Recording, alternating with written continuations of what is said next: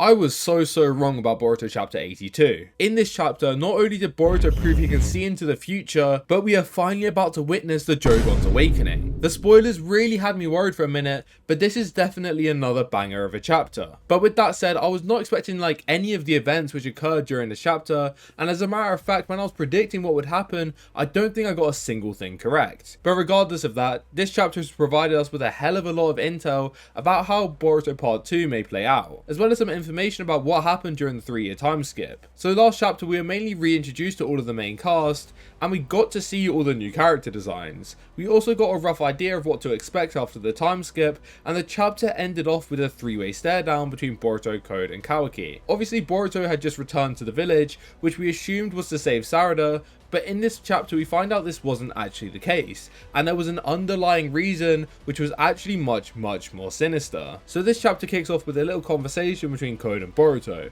and something which is surprising is that Kawaki seems to have disappeared. In the last chapter it seems as though he pulled up on Boruto, likely looking for a fight. However, in this chapter, he is nowhere to be seen for the most part, and we'll find out later why this actually is. But Code is telling Boruto that he was looking for him during the whole 3-year time skip, as well as the fact that he didn't suspect that it would be this easy to draw out Boruto from hiding. Obviously Boruto has his priorities, and Sarada and Konoha's protection is pretty high up on that list. So it's no surprise that Boruto made an appearance to put an end to this invasion. Boruto then provides Code with an ultimatum that if Code withdraws with these soldiers and then leaves the village, then Boruto will spare his life. However, if Code continues, then Boruto is not going to hesitate to kill Code. Code seems surprised here and states that 2 years ago today, Boruto ran from him rather than killing him, and Code finds it suspicious that this time Boruto is threatening to kill him. So it's clear that when we predicted that Boruto and Code had a little skirmish during the time skip, we were absolutely correct.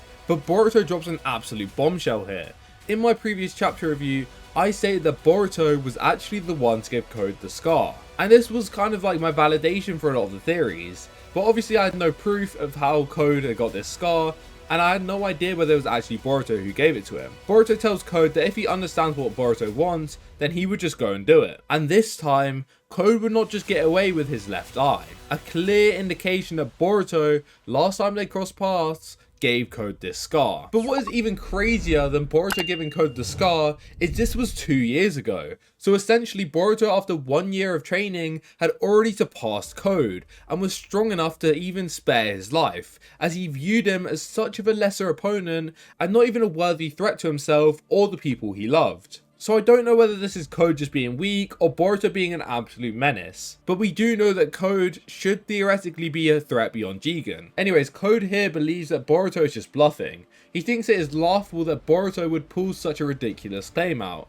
clearly indicating that Boruto would not pull through with this claim. I don't know whether Code believes that Boruto is incapable of killing him, or he thinks that Boruto just can't bring himself to do so. Sarada then decides to pipe up after remaining quiet this entire time. She really just sat there observing, which is kind of fair enough, but I feel like her presence or importance in the story is already being disregarded, despite how hard Kishimoto is trying to make her relevant. She is even the cover page of this chapter, so it's clear that Kishimoto wants to bring these side characters into the story a little bit more. It's just in my eyes, Sarada still seems a little bit irrelevant, but maybe if she pulls up with some huge Shisano and beats the crap out of like Code or something, I might have a little bit more respect for her. But Sarada looks concerned, and Boruto simply just asks her to go and help the other people in the village. He says there is a lot of people who didn't make it, and that she should go help them out rather than concerning herself with this situation. Sarada ignores this and asks if Boruto is alright, and Boruto obviously states that there is more pressing issues. He says that they will talk later, and that Sarada needs to protect Konoha and stay alive. We then move on to a panel where Shikadai is fighting these claw grimes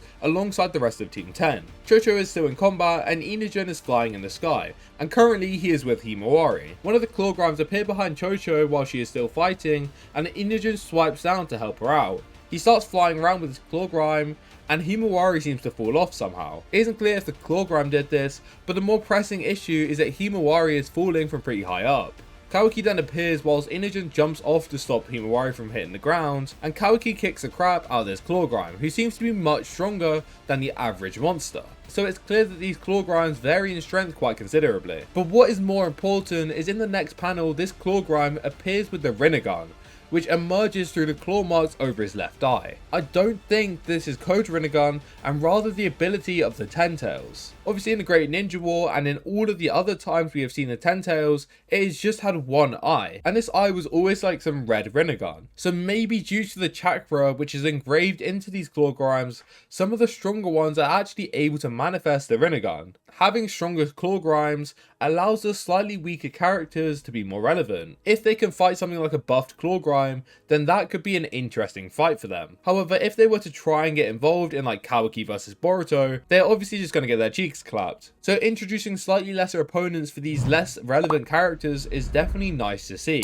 and it is clear Kishimoto realized that these characters were made irrelevant by the end of part 1, and he wants to undo this wrongdoing of his. But since Kawaki saves Himawari, she obviously just says thanks big bro. This for some reason annoys Kawaki, and he says for her to stop calling him that. But what is interesting here is previously, Kawaki wanted to live the life of Boruto. He wanted them to switch places so much that it initiated omnipotence. However, as time progressed, it seems as though he has started to realize that maybe he doesn't entirely want the life of Boruto, and he started to realize that pretending to be Boruto just doesn't feel right. So when things like this occur, when Himawari calls him big bro, when he isn't actually what she thinks he is, it might make him feel awkward, and we also saw it with him and Mitsuki in the last chapter. So this might be a concept which is further explored later down the line, but at the same time it could very well be ignored. You just never know with Kishimoto, and he loves to just keep us guessing. But yeah, even Shikidai has picked up on the idea that there are stronger claw grimes, and he calls this one in particular a superior. This claw grime is actually a lot stronger than I thought, as it was able to momentarily overwhelm Kawaki by pinning him down. However, Shikidai catches him using his shadow paralysis technique, but further proof of its strength is that Shikidai states that he cannot hold this claw grime for much longer. Obviously the shadow paralysis jutsu only works until a user can escape using their sheer strength, so depending on how easily a user escapes is relative to their strength. But something else which occurred during these panels, which is important to note, is that the claw grime has a mouth and it mutters otsutsuki. We will find out later why this is. However, essentially these claw grimes seem to want to target any otsutsuki they can find, and due to their lack of intelligence or cognitive functions, this seems to be some innate mindset of theirs. Like how animals are built to hunt, these claw grimes are built to capture otsutsukis. But Kawaki activates his karma, and I think that he simply just absorbs the claw grime, which does actually make sense when you think about it, as the Ten Tails itself is just a pure ball of chakra. So karma should technically be able to absorb it, although it is at the same time a living object. So I'm not entirely sure how Kawaki did what he did, but moving on, as long as there are still claw marks present at the scene, then they will just continue to come back. I believe that before the time skip, Ada stated that she saw Code create 4,000 of these claw grimes, and that they were still continuously multiplying. So unless Kawaki can do something about Code or the claw marks, they'll probably just continue to pile out in numbers. We then switch back to Code and Boruto, where Boruto becomes surrounded by these claw grimes. Boruto, however, seamlessly chops up every single one of these monsters, and he does this without even trying. It is clear that he's proficient with Kenjutsu after his training with Sasuke, and I would love to see more of this sword style combat. But obviously, like I discussed previously, when it comes to his inevitable fight with Kawaki, Kawaki should be able to shrink this sword. After Boruto destroys like 10 of these claw grimes, Code realizes that Boruto is that guy. Code states that Boruto is clearly not bluffing anymore, and he really is just that strong. Boruto states that if Code continues, then he will simply destroy all of them, as they are no problem for him. However, Code just says not to get cocky, as he has only destroyed a few of them, and these claw grimes are actually nothing but tools to him. Boruto then states that Code has absolutely no idea the true horrors of the Ten Tails. So it's clear that during this training with Sasuke, that he was informed about everything to do with the Ten Tails, either by Sasuke himself, who has literally fought the Ten Tails, and lots of people who have used the Ten Tails powers, or it could be Momoshiki. As Boruto will show in the next couple panels, that his knowledge of the Ten Tails actually far exceeds that of what Sasuke should have, and Boruto and Sasuke on their own shouldn't be able to deduce the powers of the Ten Tails, or at least the true powers of it. Anyways, next we cut to Sarada, who is running through the village and fighting these claw grimes, whilst also trying to help anyone who didn't manage to evacuate. Sarada used not only the Fireball Jutsu, which is called the Great Fireball Jutsu here, so I don't really know what this means, but it could be a new developed jutsu which he has used, or just a jutsu which I've forgotten, but she also uses the Shidori, and these in itself aren't that impressive, but at the same time this did seem a little too seamless for her. But we can see that the training that she has gone through during the time skip has definitely made her a lot stronger. But the fact that she has developed and is using new jutsu is an indication that she would likely be fighting someone who isn't Boruto or Kawaki, and she probably won't be fighting any otsutsuki who are able to absorb jutsu. So I think this is set up for her to have her own separate fights. But something again which is unclear here is if she activated her Sharingan during this Chidori. In the panel when she used the Chidori, it is hard to tell, but if she didn't, then this is actually very telling. Normally for anyone to use the Chidori, they would need to have a Sharingan active, because the speed and precision needed to land the Chidori is only viable for those who have this dojutsu. Also, if the user doesn't have the Sharingan, the people they are attacking can easily dodge and counter this attack, and due to how wide open it leaves them, they are very open to counters. But if Sarada is able to do this without the Sharingan, then she is just on another level post time skip, as not even Sasuke was shown to have achieved this feat. But one of the Konoha shinobi states that these skills Sarada is displaying are far greater than that of a genin.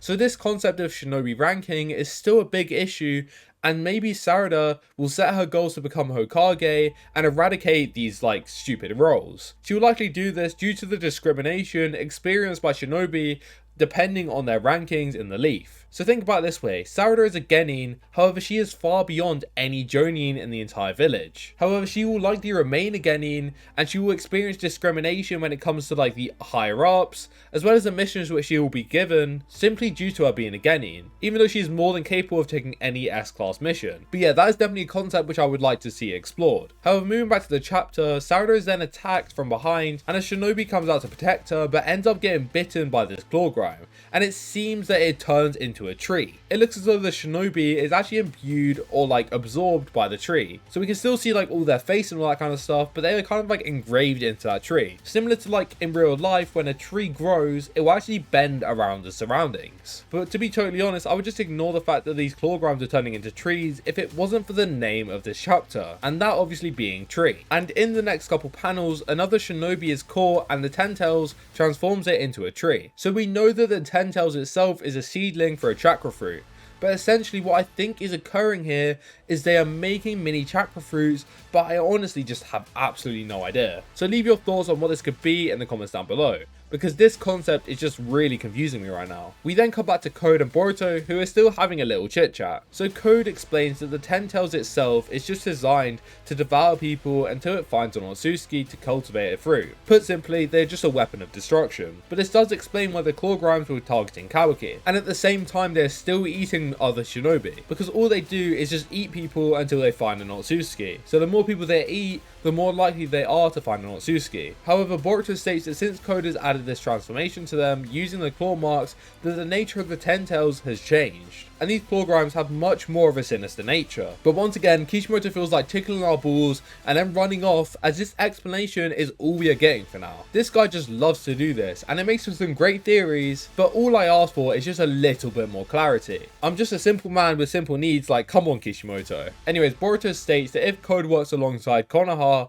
then they can put an end to this apocalypse, but if he continues, then the world is heading for the worst future possible. And this was very subtle, but if you think about it, then holy guacamole, Boruto just leaked that he can see into the future. But that is a concept worth a whole video if it's true, so let me know if I just misinterpreted what Boruto said here, but it does seem like a very good hint to me. And also, it would explain how Boruto has all this information about what the Ten Tails can actually do. Boruto tells Code to take him to the place where the Ten Tails' main body is, and then he can put an end to this dreadful fate that Code has put the world under. But Code obviously says no, and calls Boruto stupid for even thinking that he would consider such a thing. Boruto then continues his streak of being the coldest character in the entire series by stating that he can easily kill Code if he wants, and that Code needs to help him rather than just dying in vain. Code obviously calls BS as usual for his character, and Boruto says there's no saving Code at this point, and prepares to whoop Code's ass back into the little Ten Tails realm. Boruto then starts to do what looks like a Rasengan,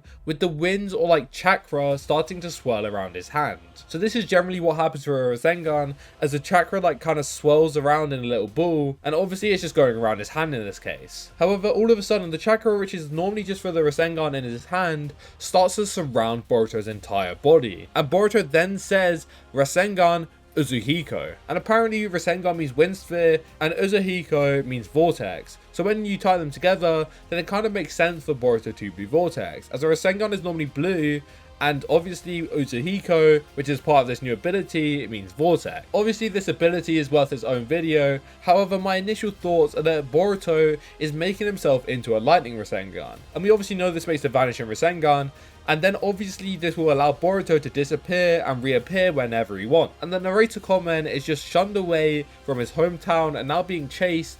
What kind of new power did Boruto gain in the midst of it? So this is obviously referring to what power did Boruto gain over the time skip. And like I said earlier, I'm going to do a whole video regarding what this ability is. So make sure to subscribe and turn on notifications so you don't miss when I make that video. Also, to help me make this video, make sure to comment down below what you think this ability is, so then I can maybe add your theories into the video. We could make this kind of like community video where we all predict what the Rasengan Uzuhiko actually is. Also, if you are enjoying my content at the moment, then make sure to subscribe, as we are trying to reach 1,000 subscribers by the end of September. Also, if you did enjoy the chapter review, then make sure to smash that like button so this video gets pushed out to more and more people. Also, comment your thoughts on this chapter, as well as anything you feel like I missed or I got wrong during this chapter review, and I'll read each and every one of your comments. But with that all said, I hope you guys enjoyed, and I'll see you all in the next one. Goodbye.